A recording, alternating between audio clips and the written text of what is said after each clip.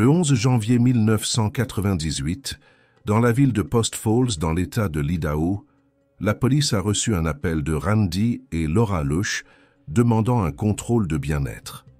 Ils étaient le frère et la belle-sœur d'une femme nommée Barbara Lush. L'agent de police Greg McLean fut le premier à arriver sur les lieux et à parler aux proches, qui lui expliquèrent que Barbara vivait seule et que Laura avait l'habitude de lui parler régulièrement, mais qu'elle n'avait pas pu la joindre depuis un certain temps. La discussion sur l'état de santé de Barbara laissa entendre à l'agent McLean qu'elle pouvait être dans l'incapacité de répondre en raison de problèmes de santé. Lorsque du renfort arriva, ils décidèrent de vérifier la porte d'entrée et constatèrent qu'elle était verrouillée. Randy possédait une clé de secours avec laquelle il ouvrit la porte. Les policiers commencèrent alors à inspecter la maison et ne remarquèrent aucun signe de lutte, jusqu'à ce que Randy s'écrie soudainement que Barbara était dans le jacuzzi. Sur la terrasse du deuxième étage, Barbara fut retrouvée flottant dans le bain à remous et il était évident qu'elle s'y trouvait depuis plusieurs jours. Son corps montrait déjà des signes de décomposition. En examinant plus attentivement la scène, les policiers remarquèrent qu'un petit téléviseur flottait également dans l'eau. À ce moment-là, il semblait possible que Barbara ait accidentellement fait tomber le téléviseur dans le jacuzzi et soit morte électrocutée. Randy informa alors les policiers que Barbara était dépressive depuis la mort de son mari, survenue quelques années auparavant. Cela souleva des soupçons quant à la possibilité qu'elle ait volontairement jeté le téléviseur dans l'eau pour mettre fin à ses jours. Les policiers commencèrent immédiatement à examiner les circonstances et découvrirent que le téléviseur était branché à une rallonge de 25 pouces de long qui passait par la porte et menait au garage. Cependant, en suivant le câble, ils constatèrent qu'il n'était pas branché dans une prise. Cela excluait la possibilité que Barbara ait subi une électrocution accidentelle ou qu'elle ait mis fin à ses jours de cette manière. La seule autre explication était que quelqu'un avait débranché le câble après sa mort, ce qui indiquait qu'elle pouvait avoir été assassinée. Bienvenue sur la chaîne Chronique Décharge. Si vous aimez ce genre de contenu, abonnez-vous à notre chaîne. Merci et passons à l'affaire. Le meurtre de Gary Lush marqua le début d'une série tragique d'événements. Le 15 novembre 1995, le bureau du shérif du comté de Kootenay reçut un appel concernant un véhicule suspect garé en bord de route. Les adjoints du shérif trouvèrent Gary mort dans sa Toyota Camry marron, le moteur allumé, à côté d'une rangée de boîtes aux lettres, vers 7 heures du matin. Du sang s'était accumulé sur le siège passager, où il était tombé après l'attaque. Gary travaillait comme porte-parole d'un journal, et sa mort laissa les enquêteurs perplexes quant au mobile Tina Lush, est née en 1971, fille de Gary et Barbara Lush. Elle avait un frère aîné, Charles, et la famille s'était installée dans la vallée de Spokane à la fin des années 70 avant de finalement s'établir à Post Falls dans l'Idaho, juste à la frontière avec l'État de Washington. Gary travaillait avec des appareils de divertissement, comme des tables de billard et des jeux d'arcade. Il effectuait également une tournée de distribution de journaux tôt le matin avant de se rendre à son emploi principal. Barbara était infirmière et travaillait dans des maisons de retraite. Il menait une vie typique de classe moyenne dans les années 80 et Tina, étant la petite dernière, obtenait tout ce qu'elle désirait. Cette éducation créa une dynamique où Tina apprit à manipuler ses parents pour obtenir ce qu'elle voulait. Comme elle avait toujours tout eu sans effort, elle ne ressentait pas le besoin de travailler dur pour quoi que ce soit et n'était pas très performante à l'école. De plus, elle fréquentait des jeunes hommes à problème. C'était une adolescente attirée par les mauvais garçons, ce qui l'amena à se rebeller et à voler ses propres parents. Lorsqu'elle était prise, ses parents tentaient d'imposer des règles plus strictes, mais plus ils essayaient de la contrôler, plus elle s'opposait à eux. Finalement, elle abandonna le lycée et s'enfuit de la maison, probablement pour vivre avec ses petits amis. À 18 ans, Tina donna naissance à un fils, Christopher, mais ne retourna pas chez ses parents. Elle continua à errer d'un canapé à l'autre, toujours avec son fils. Pour survivre, elle se livrait à de petits vols qui évoluèrent ensuite en falsification et vol d'identité. En 1990, elle fut arrêtée pour fraude au chèque et condamnée à 2 ans de prison. Christopher fut alors confié à ses grands-parents, Gary et Barbara, qui, malgré tout, étaient ravis d'avoir leur petit-fils auprès d'eux. Tina ne s'amenda pas en prison. Au contraire, elle y rencontra des criminels encore plus dangereux qui laissèrent une empreinte indélébile sur sa vie. Parmi eux, sa colocataire de cellule, une femme de 26 ans nommée Sky Hanson, se démarqua particulièrement. Sky Hanson est née en 1964 à Lewiston, dans l'Idaho, une petite ville également située à la frontière de l'État de Washington, à 200 km au sud de Post Falls. C'était une élève modèle au lycée et une meneuse parmi ses camarades. Toutefois, ce n'était qu'un masque, car Sky cachait son homosexualité. Dans les années 70, la plupart des régions des États-Unis étaient encore très intolérantes envers l'homosexualité, en particulier une petite ville de l'Idaho. Elle savait qu'elle devait vivre dans le mensonge pour éviter d'être moquée, voire violentée. Cette pression constante la conduisit finalement à se tourner vers la drogue. Les traits de caractère qui faisaient d'elle une leader à l'école prirent une tournure plus sombre avec le temps. Elle devint agressive et manipulatrice. Après le lycée, elle continua à consommer des drogues et se lança rapidement dans le trafic pour gagner de l'argent. Grâce à son attitude intrépide et son tempérament agressif, elle gravit rapidement les échelons de la scène criminelle locale. En 1990, elle fut finalement arrêtée pour des infractions liées à la drogue et condamnée à 4 ans de prison. Même en prison, Sky ne changea pas son comportement. Elle s'imposa immédiatement comme une figure dominante et devint la chef incontestée parmi les détenus. Elle manipulait et intimidait les autres, gagnant la réputation de femme la plus dangereuse de l'établissement. Lorsqu'on assigna Tina comme sa colocataire, elles se lièrent immédiatement. Sky fut attirée par la jeunesse et la beauté de Tina, tandis que Tina aimait que Sky soit une mauvaise fille, capable de la protéger des autres prisonnières. Leur cellule devint rapidement plus qu'un simple espace partagé. Elles devinrent amantes. Au fil des années, leur relation se transforma en une obsession. Lorsqu'elles furent toutes les deux libérées, à peu près au même moment, elles étaient de prêtes à tout l'une pour l'autre. Tina récupéra la garde de Christopher et loua une maison avec Sky près de Lewiston. Elle trouva un emploi et sembla mener une vie paisible, renouant même avec ses parents. Mais cela impliquait aussi de cacher sa relation avec Sky, car ses parents conservateurs ne l'auraient pas accepté. Tina et Sky finirent par monter leur propre entreprise de rénovation de maisons. Lorsqu'elles avaient besoin d'un coup de main, elles engagèrent un homme nommé Bradley Steckman, ancien toxicomane réformé. Bradley était prêt à les aider dans les projets les plus ambitieux. Au début, il semblait que ces trois-là avaient réussi à se reconstruire. La police a prélevé leurs échantillons d'ADN et a tenté de les comparer à celui retrouvé sur le mégot de cigarette, mais il s'est avéré que cet échantillon appartenait à une femme. Cependant, il n'était pas de qualité suffisante pour établir un profil ADN complet, mais au moins, il savait qu'il n'appartenait ni à Randy ni à Charles. Les enquêteurs interrogèrent alors Barbara et Tina, mais aucune des deux ne put identifier quelqu'un qui aurait voulu la mort de Gary. Gary était décrit comme un homme heureux et agréable, et les détectives apprirent qu'il était ravi que sa fille soit revenue dans le droit chemin. D'après les enquêteurs, Gary entretenait une bonne relation avec ses 2 enfants. Alors que l'enquête se poursuivait, la police trouva un témoin qui déclara avoir vu, ce matin-là, un pick-up s'éloigner de la zone. Il précisa qu'il était de couleur blanche, mais ne put distinguer ni le conducteur ni la plaque d'immatriculation. Un pick-up blanc dans l'Idaho n'était pas un indice suffisant pour restreindre les recherches et l'affaire finit par être classée faute de preuves. Plus de 2 ans plus tard, les autorités de Post Falls furent à nouveau déconcertées par la mort d'un autre membre de la famille Loesch. L'autopsie de Barbara ne permit pas d'obtenir de réponse claire sur la cause du décès. Son corps était trop décomposé pour qu'un échantillon de sang puisse être prélevé pour une analyse toxicologique.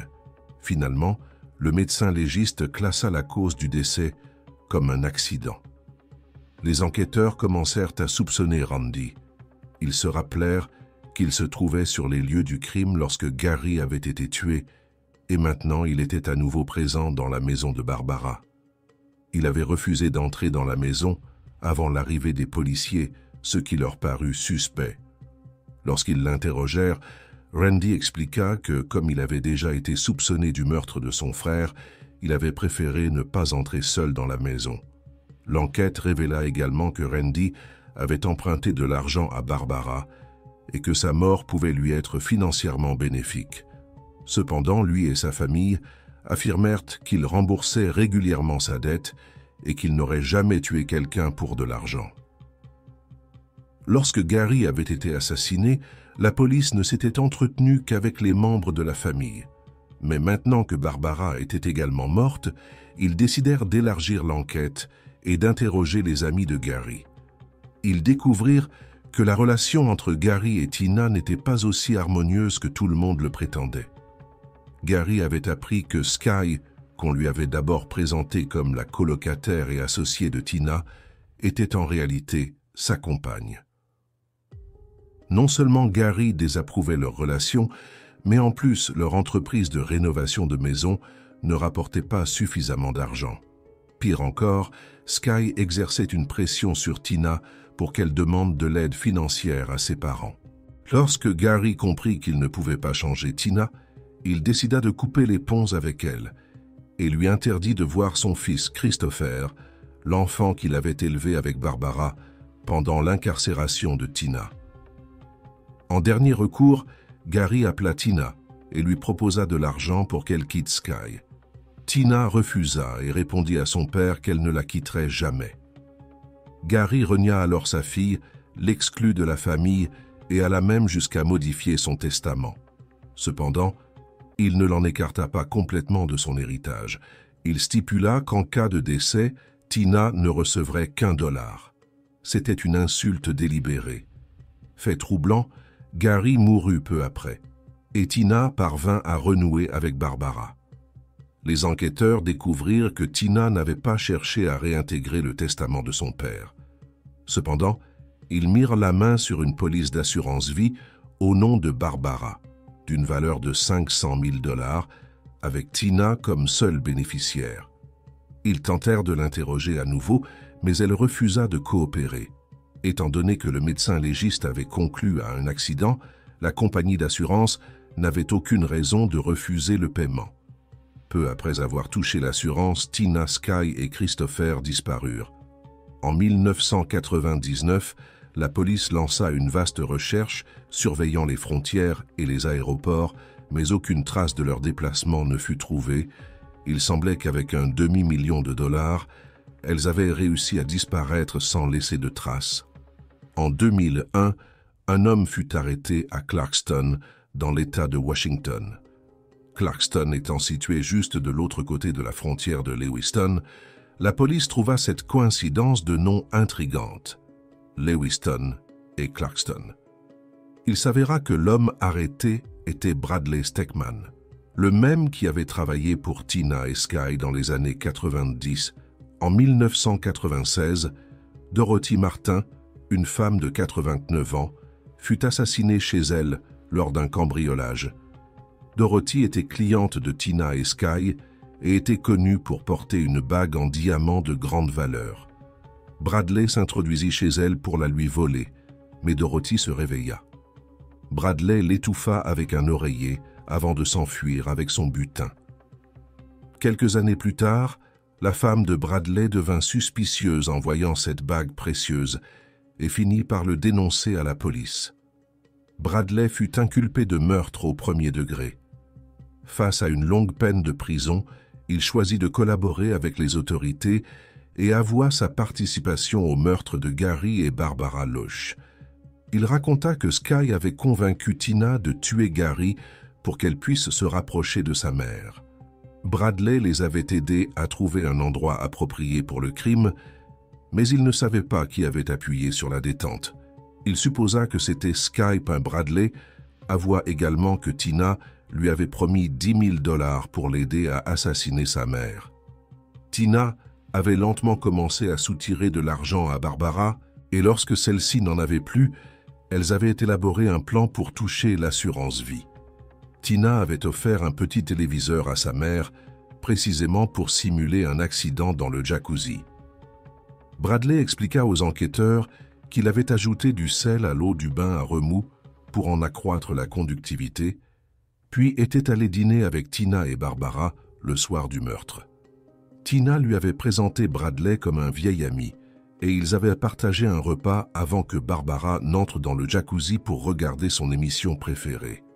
À un moment donné, Bradley prétexta une envie pressante, et Tina se leva pour leur servir à boire, laissant Barbara seule dans l'eau. C'était le moment parfait pour agir. Bradley poussa le téléviseur dans le jacuzzi, pensant que cela suffirait à la tuer, mais ce ne fut pas le cas.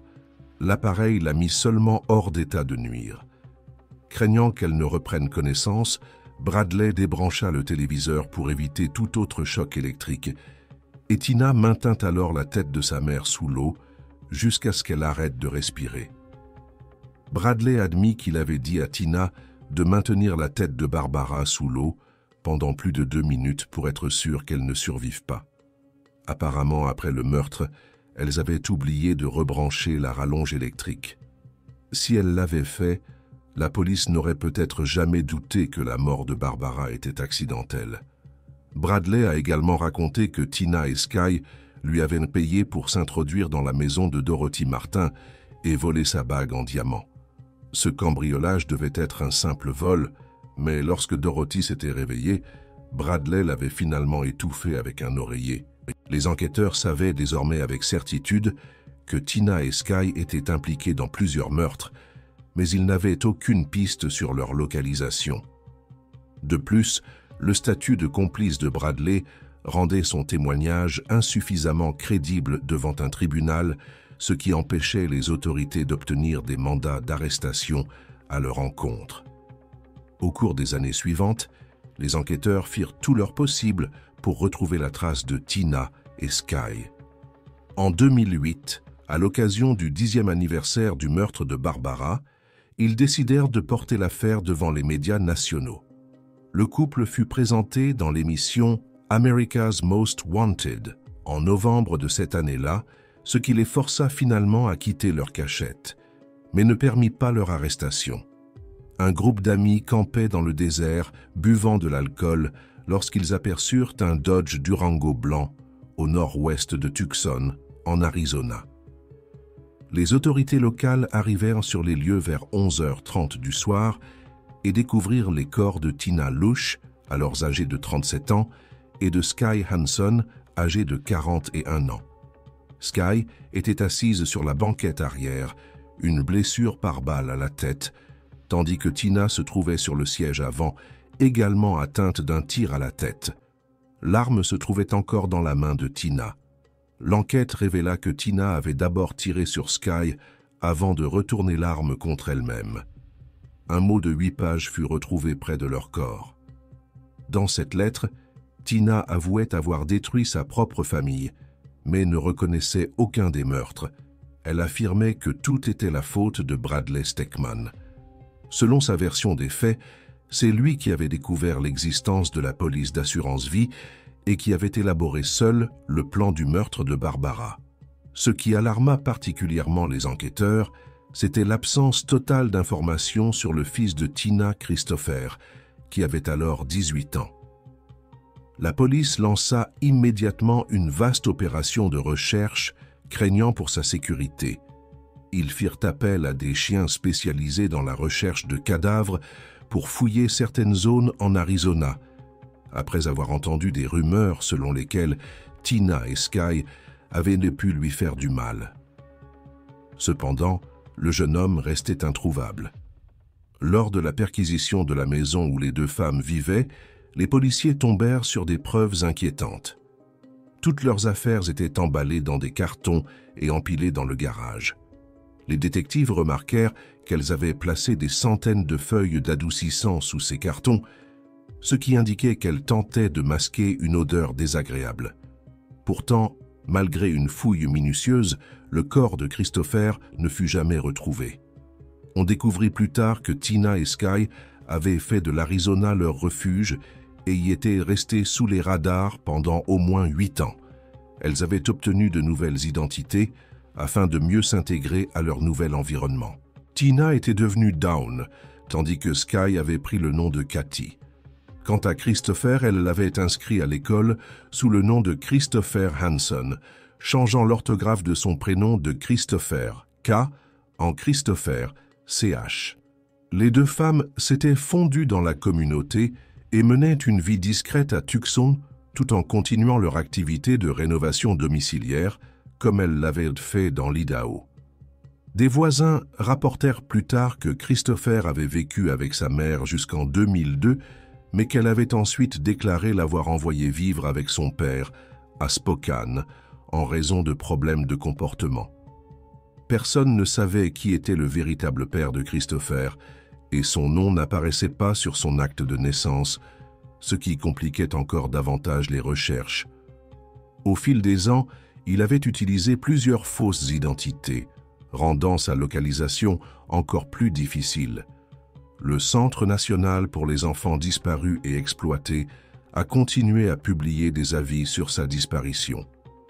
S'il est en vie aujourd'hui, il aurait 34 ans, mais son sort demeure inconnu. Bradley Steckman a été condamné à la prison à perpétuité pour son rôle dans les meurtres de Barbara Losh et Dorothy Martin. Il est décédé en prison en 2002. La saga criminelle de Tina Loach et Sky Hanson reste un exemple des défis auxquels est confrontée la police moderne dans la traque de criminels rusés et expérimentés.